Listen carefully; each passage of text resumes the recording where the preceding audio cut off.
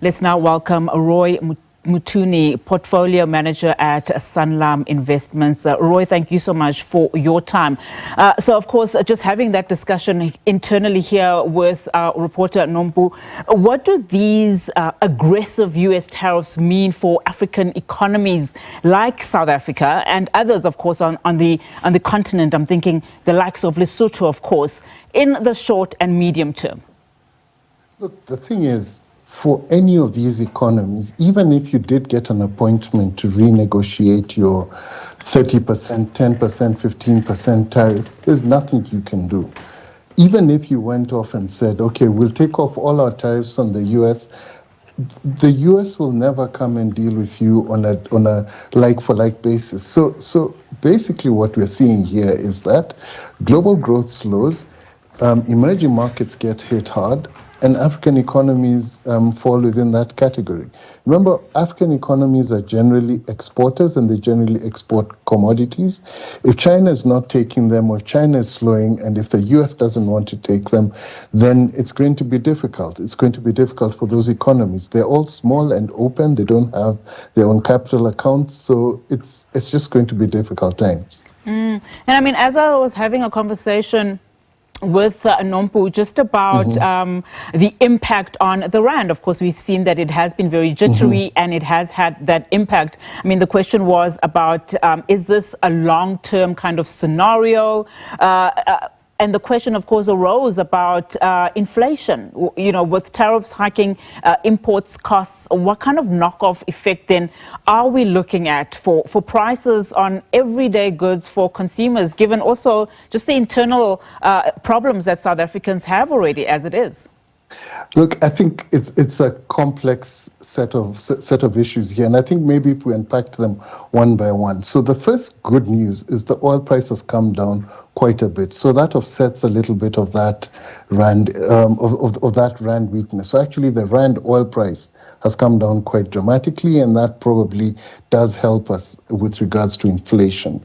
Then you step up and you say the combination of bracket creep and those taxes, the VAT, just means your consumer wallet shrinks that much more. Remember, VAT is charged on everything, bank charges, your cell phone, your levies and everything. And remember, there's also the electricity price hike. So that just means demand gets compressed a whole lot more. And interest rates haven't come down as aggressively as they should have, considering the strength of the economy or the weakness in the economy. So you have a compressed consumer. Then, when we talk about exports, our exports suddenly become more expensive. So you suddenly are unable to export absolutely everything. You have to look for other markets as well. So all of this just adds up to a scenario where growth becomes subdued. And then when we look at the rand, in all likelihood, that means that you see capital outflows from the bond market because suddenly your risk profile increases. And you've seen that in the bond yields. The 10-year bond yield has gone up to beyond 11% now from about 10.5. So I struggle to find the silver lining in all of this outside of the oil price. I just think we need to prepare ourselves for slower growth. We need the Reserve Bank to come to the party by cutting rates, increasing liquidity in some way. But yes, the global picture is one of slower growth, marginally high inflation, and the world can't do without trade. But that looks like that's what the two big players want to take all of us to.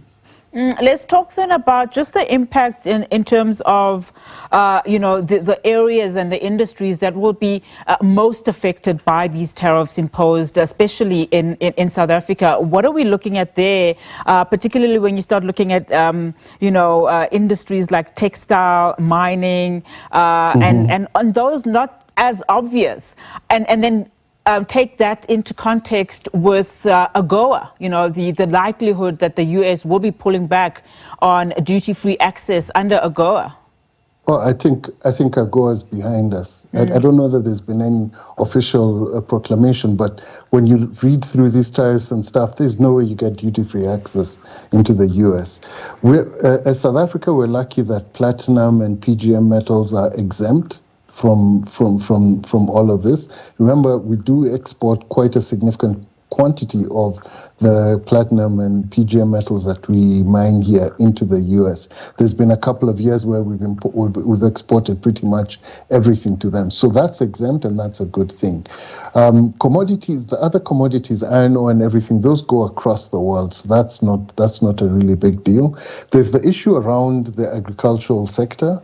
And especially the citrus exporters who had found a fantastic market in the US. So that will be tempered by the fact that it's not so much that they'll be rejected. Remember, we export there during their off-season. So the whole point of our exports from South Africa into the US is to support demand when they can't grow their own. So I think the impact there might be muted a little bit. So I think those are the main ones. Those are the main ones that will be hit. Clearly, there's also a question about like our exports of vehicles into the US, whether we're still competitive and whether we're still able to. Remember that the BMW X3 is made in Pretoria, is made here in South Africa and exported to the US, in addition to a couple of others.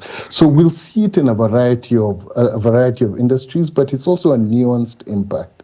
Very, very nuanced. There's exceptions.